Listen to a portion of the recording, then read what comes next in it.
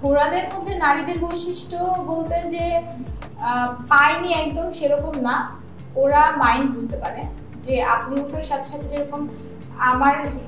আমি আমার সিক্স সেন্সটা এরকম যে আমি আগে থেকে একটু মানে একটা মানুষ আমার সামনে আসলে আমি একটু বুঝতে পারি, এটা মানুষের একটা স্বভাব,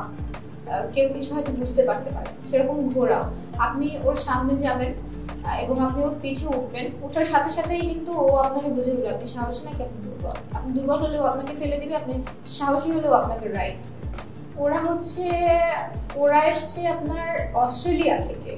ওদের ঘোড়াটা এখন আমি তো জিজ্ঞেস করিনি যে ওরা কোথা থেকে আসছে। হর্স রাইডিংটা আমি রেগুলারই করছি, এটা ভিডিওতে যাচ্ছে, এটা তো প্রতিযোগিতা হচ্ছে না, এটা আমি আমার হর্সের সাথে আমি রেগুলার হয়তোবা 40 মিনিট করে দৌড়াচ্ছি। 40 মিনিট কিন্তু ইউজ, যারা ঘোড়া চালায় তারা বুঝতে পারে একটানা 40 মিনিট দৌড়ানো ওদের সাথে, এবং ওরা যে স্পিডটা দেয়, ওরা যে ব্রেকটা করে, ওদের যে থামানো, ওরা যে কথা শোনে না, এগুলো যে কি পরিমাণের একটা ট্রায়ালের মধ্যে দিয়ে যেতে হবে। 40 মিনিট যারা চালাইতে পারে আসলে প্রপার ওয়েতে ওদের বললে ওরা বুঝতে পারবে। আমার সবকিছুর সাথে একটা সক্ষতা থাকা খুব ভালো লাগে। আমি হয়তোবা এই বইটা লিখেছি, ঘোড়া চালানো শিখেছি, কিন্তু তারপরেও আমি চেষ্টা করব যে এটার সাথে লেগে থাকার, মানে থাকে না